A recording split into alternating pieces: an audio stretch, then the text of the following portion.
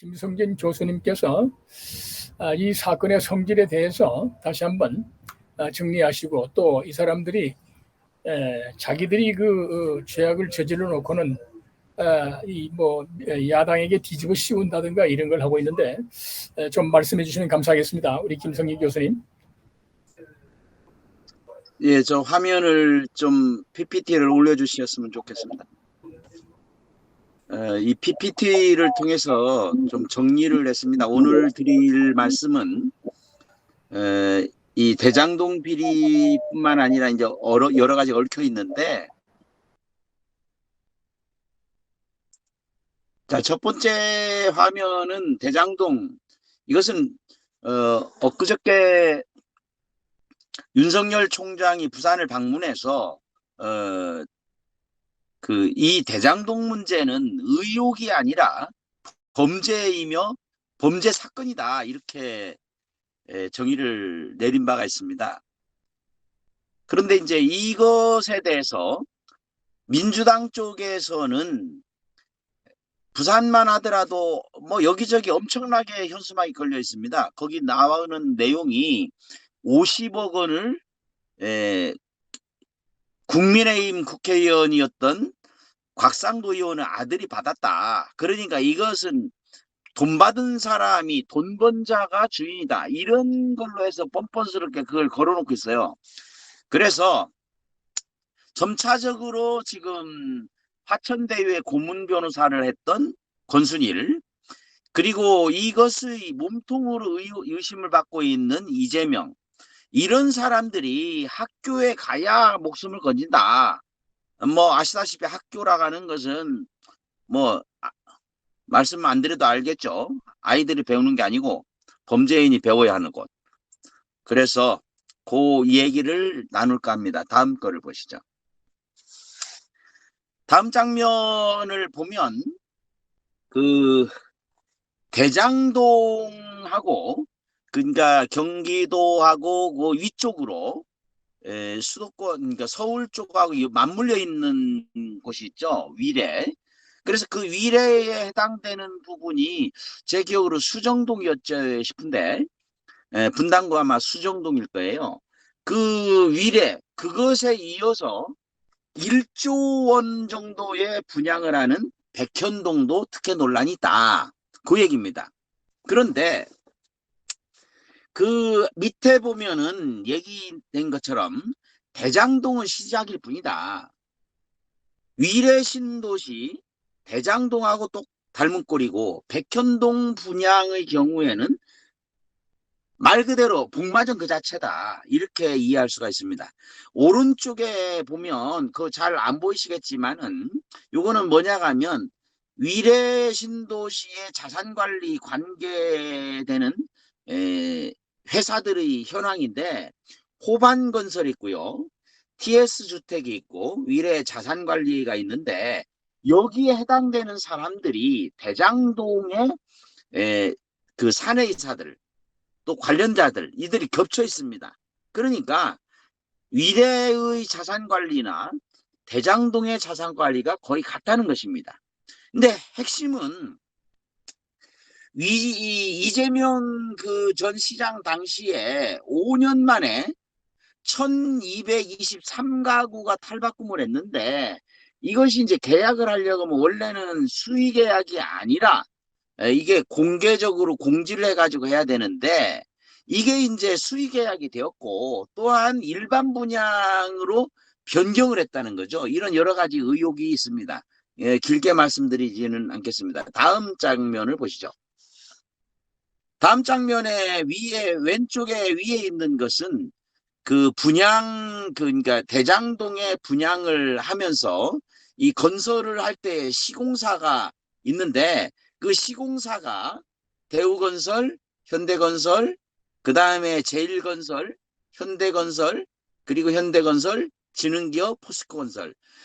딱 보면 아시다시피 현대건설, 대우건설, 지능기업, 포스코건설, 이런 회사들은 도급순위 10위 이내에 있는 것들이에요. 원래 이게 이 약정서에는 도급순이 12 이내로 돼야 되는데 이거를 어느 날 갑자기 그거를 제한을 풀어버린 겁니다. 그래서 이 제일건설이 하도급 순위가 도급 순위가 37인가 그런데 그쪽으로 이게 두 개나 맡게 되었어요. 그러니까 A5 블록 그리고 A7 그리고 A 요 그러니까 세 군데를 맡으면서 오른쪽에 있는 것처럼 제일건설이라고 하는 이 한 회사가 수익 그것도 공사비가 아닙니다. 수익의 추정치가 무려 4,436억 원이라는 겁니다. 이 제일건설.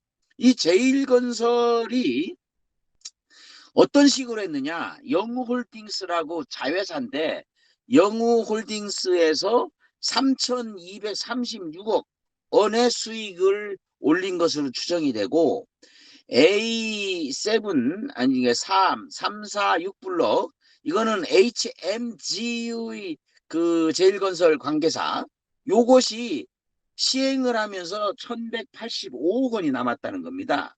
이렇게 추정이 됩니다. 다음 거를 보시죠. 이게 이제 참 우리들을 화나게 하는 것입니다. 더불어민주당이 국민들을 개돼지로 하는 게 아니라면 이런 식의 현수막을 걸 수가 없습니다. 어떻게 이게 거의 뭐 9천조 어떤 데서는 9천조를 말하기도 하고 1조 말하기도 하고 수익이 그만큼 어마어마하게 난 이것인데 돈 번 자가 주인입니다. 그 돈 번 게 50억 원이에요. 그런데 이걸 가지고서 국민의힘에다가 몰아붙인다는 거죠. 50억 받은 그 곽상도 의원의 아들이 받았다는 요것 참으로 기가 막힐 노릇입니다. 오른쪽에 위에 50억 원 번 자가 주인이라면 수천억 원을 벌도록 설계한 사람 누굽니까? 이재명이잖아요. 이재명. 지가 지 입으로 내가 설계했다 이렇게 얘기했지 않습니까? 이 수천억 원을 벌게 설계한 자는 몸통이다. 그럼에도 불구하고 50억 원 이것도 떠넘겨주고 이 떠넘겨줘서 받게 된 이 사람을 빌미 삼아서 돈 번 자가 주인입니다. 이럴 때에 말 그대로 개 같은 경우가 있습니까? 이런 개 같은 경우가. 그래서 국민의힘에서는 밑에다 딱 해서 아니 니네들이 국민의힘 게이트라며 그러면 특검하자 요구하니까 이재명이 애초부터 수사해야 된다고 얘기를 해놓고는 특검 얘기하니까 쏙 들어갔어요. 특검 받을 필요도 없고 국정감사도 못 받겠다. 이런 식으로 하는데 누가 우리 흔히 말하는 거 아닙니까? 감추는 자가 범인이다. 은폐하는 자가 범인이다. 딱 범인이라고 스스로 말하는 거예요. 그래서 그 밑에 국민의힘이 투기 세력이라면 특검을 거부할 이유가 없습니다. 더불어당이 국민의힘을 비호하는 세력이 됐다. 이거 뭐 사람이 갑자기 바뀌면 죽을 때가 됐다고 얘기하지 않습니까? 그러니까 벌써 이런 얘기가 나옵니다. 국민의힘이 아니라 저 더불어민주당이 죽을 때가 다 됐다. 황혼이다. 이런 말이 나올 수밖에 없는 것이 이거 저기 늘 공격하던 이 인간들이 갑자기 국민의힘을 비호하는 세력이 돼버렸으니까 그런 말 안 들으려면 당장 특검 받아야 된다. 이 얘기입니다. 다음 거를 보시죠. 그 왼쪽에 보면은 다음 거 넘기겠습니다. 여기에 이제 다음 거에 보면 지금 어느 신문사에서 이거 대권 경쟁이라고 이렇게 해서 그거를 제가 따와가지고 이걸 고쳤습니다. 검찰이 대장동 사건에 이따위로 수사하냐 이거는 이제 윤석열이 발언한 거예요. 검찰 니네들 이따위로 할 거냐 니네들 형사처벌 받는다 이래 얘기를 하면서 이건 대권 경쟁이다 이라는데 제가 보기에는 대권 경쟁이 아니라 이것은 체제 전쟁이다. 그렇게 저는 정의를 내리고 싶습니다. 그러면 그 오른쪽에 사후뇌물죄 있지 않습니까? 사후뇌물죄에 해당되는 권순일이가 4.15 총선 당시에 중앙선관위원장이었지 않습니까? 그러면 4.15 부정선거도 뻔할 뻔짜고 이재명 사건의 판결도 뻔할 뻔짜입니다. 이게 대한민국이 지금 죽을 뻔하는 상황이 됐는데 하나님 보호하사 지금 완전히 죽기 전에 이것이 다행히 이 사건이 터진 것 아닙니까? 자, 여기에서 잠시 여기에는 없는 얘기지만 저기 8월 24일 전국의 목회자하고 장로 이런 개신교의 지도급 인사들 1172명이 2021년 8월 24일에 이재명 후보 지지하는 선언을 했습니다. 8월 24일이 어느 날이냐면요. 소련 군정이 함흥에 진주해가지고 포고령을 발행한 날입니다. 포고령을 발령한. 어쩌다 보니까 그렇게 됐는지는 모르지만 이런 일이 생기고 난 뒤에 말 그대로 하나님 보호하사 이 악독한 인간들이 이렇게 하니까 8월 30일에 이 경기경제신문에서 대장동 이것이 처음으로 터진 겁니다. 이게 안 터졌으면은 이재명이 막 그냥 룰루랄라 하면서 지금도 막 진행하지 않겠습니까? 이야말로 이게 대장동이 대한민국을 망하기 직전에 이게 터져서 진짜 천만다행 아니겠습니까? 거기에서 터져가지고 찾아보다가 보니까 권순일이가 사후 뇌물죄다. 그런데 이 인간이 중앙선관위원장이었다. 그리고 또한 대법관으로서 이재명을 무죄로 선고하는데 결정적인 역할을 했다. 아니 우리가 나무에 독이 있으면 과일도 독이 있는 것 아닙니까? 그래서 독과 독수 뭐 이런 얘기를 하는데 이것 마찬가지 아니겠습니까? 뇌물 받아 처먹고 무죄 판결을 내린 그것이 어떻게 제대로 된 재판이겠습니까? 그러면은 이재명에 대한 재판도 새로 해야 되고 또한 그런 인간이 중앙선관위원 최고 높은 자리에 있어가지고 선거 관리를 했다면 이것도 제대로 잘못된 것이 아니냐. 제대로 된 것이 아니기 때문에 4.15 총선이 얼마만큼 잘못됐다는 것을 알 수 있게 해주는 것입니다. 다행히 그래서 8월 30일 딱 나타났는데 요 8월 24일 날 하고 나서 9월 9일 날 또 목회자들 장로들이 또 지지선언을 해요. 그런데 그 지지선언 8월 24일 지지선언을 딱 보면 이재명 뭐라고 했느냐면 독실한 신자로서 이렇게 했다. 아 이런 참 자다 이 삶은 소대가리가 벌떡 일어나서 웃을 일 아니겠습니까? 이런 날이 9월 9일이 어떤 날이냐? 1938년 9월 9일에 그 당시 조선반도에 있었던 모든 그리고 만주까지를 포함해서 신사참배가 신앙과 교리에 어긋나지 않는다고 선언한 날이 9월 9일입니다. 그 날짜에 맞춰가지고 이번에도 똑같이 이 이름만 기독교 신자인 그런 이재명을 전국에 있는 그런 여기저기에서 지지선언했다. 그런데 9월 9일은 또 하나가 있습니다. 9월 9일에 조선민주주의 인민공화국이 설립된 날이 바로 1948년 9월 9일입니다. 이 인간들은 어떻게 이렇게 딱 맞춰가지고 갑니까? 그래서 요런저런 것들을 볼 때 사후 뇌물죄 당되는 권순일, 이자가 얽혀있는 대장동, 그리고 4.15 총선 이거 무효 선언하고 새로 해야 됩니다. 다 관련된 것. 다음 걸 보시죠. 이 덮어씌우는 게 좌파들만 덮어씌우는 게 아니에요. 제가 정치 관련된 뉴스를 볼 때마다 화가 머리끝까지 치미는 아주 대표적인 인간이 있습니다.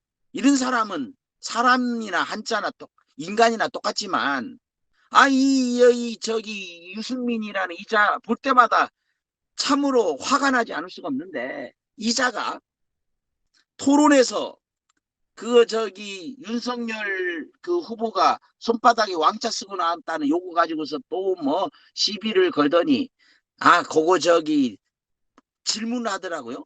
이병환인가 이 사람을 아느냐 모른다 이러니까 이거 저기 거짓말했다. 이래서 고발될 수 있다. 그랬는데 이래놓고서 딱 따져보니까 요 인간이 지가 잘못한 거를 덮어씌운 거예요. 지가.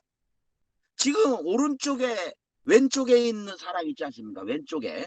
거기에 보면 뭐 고개를 딱 숙인 사람이 윤석열이고요. 그 다음에 그 옆에서 이렇게 억지로 바라보면서 있는 사람이 이병환이라는 이 사람입니다. 이거 어떻게 해서 똑같이 친분이 있다가 내도 옆에 가가지고 사진 찍을 수 있겠네. 그렇지 않습니까? 요 사람 요만한 게 아니에요. 저기 반기문 그 할 때도 딱 뒤에다가 고개 딱 내밀고 나 좀 찍어줘 이래가지고 찍었더라고요. 그런데 결정적인 자료가 나온 겁니다. 그 아래에 보면 오른쪽 밑에 국민의당 딱 알죠? 국민의당 덮어씌우기 명수 저기 박지원 관련되는 거기에 이제 사진에 그 저기 누구죠? 정 무슨 고문 그 사람이 지금 임명장 주는 겁니다. 거기 이제 임명장을 주는데 부산시 선대본부장에 이병환을 선임해가지고 임명장을 줍니다. 이 정도면은 이런 걸 가지고 지나다가는 거고 이 정도가 관계된다 하는 거지. 옆에서 일하는 사람 뒤에서 인사하고 있는데 딱 물꼬를 보고 있는 걸 이걸 가지고서 친분이 있다고 뭐 수행을 했니? 이런 개떡 같은 소리를 하고 있는 인간이 지금 대한민국에서 정계를 여전히 활동하고 있다는 게 너무나도 비극적이죠. 그 중간에 있는 게 딱 보십시오. 유승민이가 이병환하고 나란히 사진 찍었잖아요. 요런 거를 친분이 있다고 얘기를 하는 거지. 그렇지 않겠습니까? 요게 사람은 달라도 행태는 같습니다. 불리하면 상대방한테 무조건 덮어씌우는 요 나쁜 버릇. 그래서 우리는 이런 인간들 때문에 적폐청산이 아니라 정치를 완전히 판가를 해야 됩니다. 여야 따질 것 없이 지금 쓰레 같은 인간들이 정치판을 완전히 흐리지 않습니까? 제가 너무 열받아서 죄송합니다. 그 다음에 저기 홍준표 이분도 마찬가지예요. 요 가운데에 보이죠? 가운데 이게 BBK. 이 BBK가 왜 여기서 주목을 받느냐면 이 김만배 화천대유의 실소유주라고 할 수 있는 여기서 최대의 수익을 올린 자가 김만배인데 김만배 이름도 그렇지 않습니까?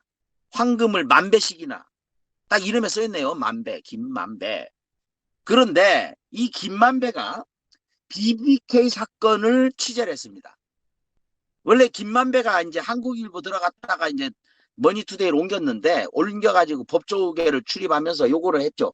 요거 할 때에 아마 이재명하고 가까워졌지 않느냐 이렇게 추정이 됩니다. 왜냐하면 이재명은 성남시장 되기 전에 참여연대 그 집행위원장이었지 않습니까? 그래서 자연스럽게 이렇게 교분이 있었지 않았느냐. 어쨌든 이 BBK 머니투데이에 대해서 책을 내서 유명해졌고 그 뒤에 이제 이재명이가 두 번째 재선에 성공한 직후에 한 달 정도 됐나요? 아마.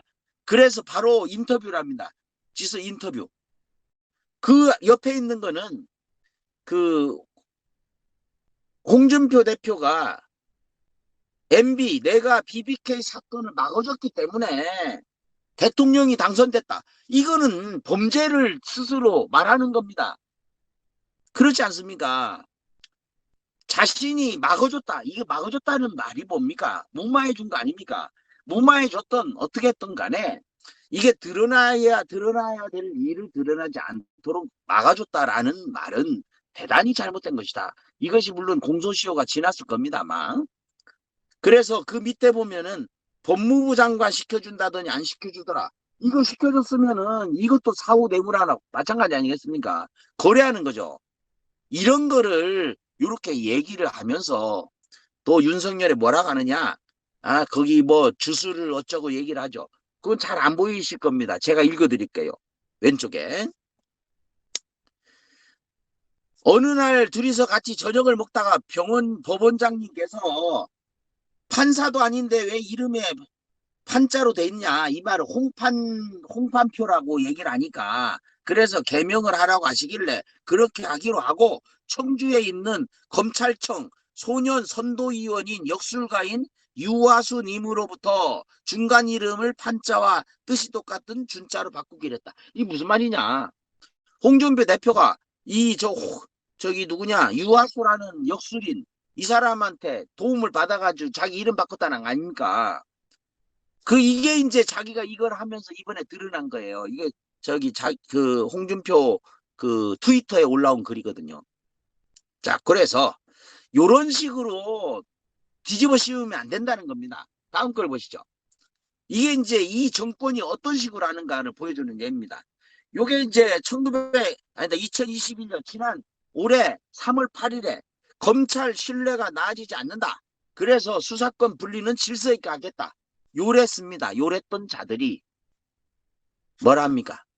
그래서 검수완박을 하겠다. 최강욱인 이런 인간들이 그랬지 않습니까? 검수완박. 검찰 수사권 완전히 박살내버리겠다. 그렇게 했던 애들이 이제 와서는 뭐랍니까? 검찰 수사를 믿어라.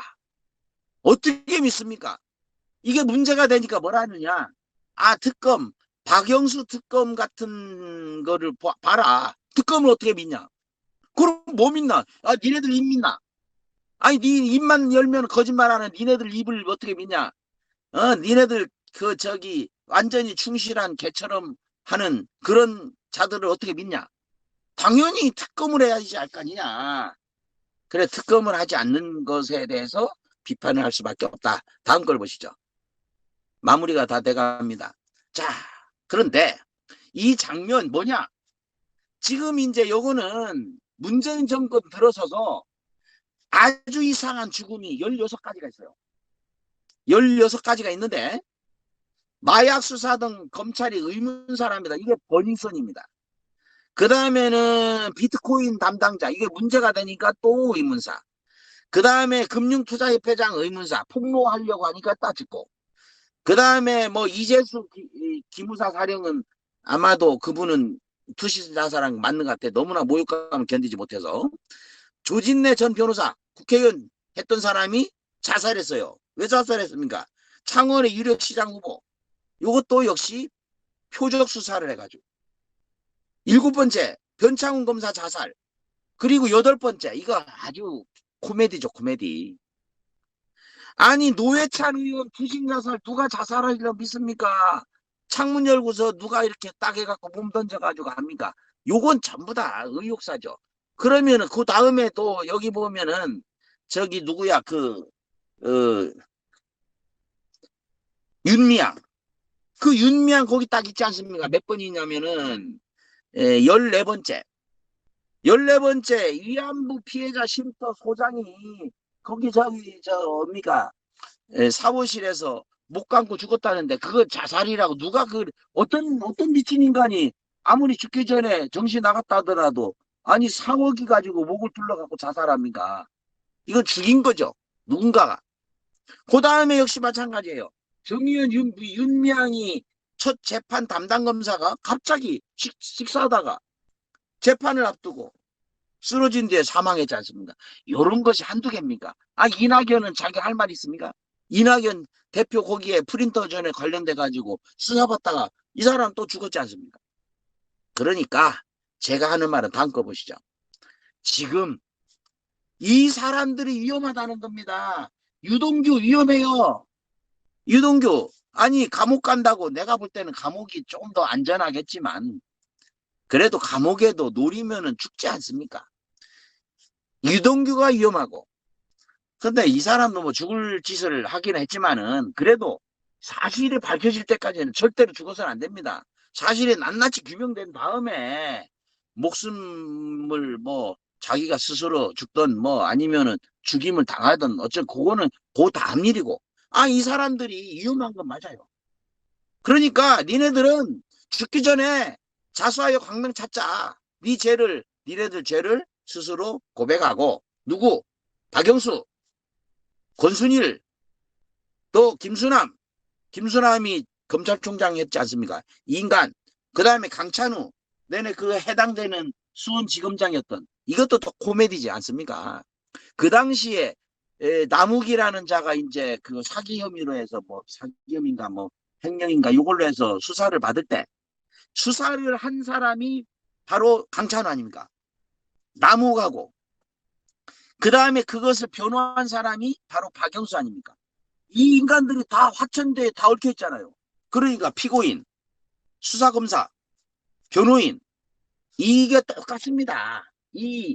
이런 일이 어떻게 대한민국에서 일어날 수 있습니까? 이게 대한민국이 나라다운 나라가 아니라는 거죠. 마지막입니다. 저기 오른쪽에 밑에 보면 안전한 학교 우리 모두 함께 합니다. 이래놨네요. 제가 또 교육자다 보니까 여기 눈에 띕니다. 학교는 안전해야 합니다. 학교는 안전해야죠. 당연히. 그런데 학교도 여러 종류가 있지 않습니까? 그래서 거기에 법무부 장관이 교도소를 책임지기 때문에 그 교도소 책임자들은 아니지만 법무부 장관 최고 먼저 나온 사람이 저기 문재인 정권 첫 번째 법무부 장관. 그 다음부터가 문제죠. 실제로는 조국, 추미애 이름만 들어도 막 끔찍한 추미애.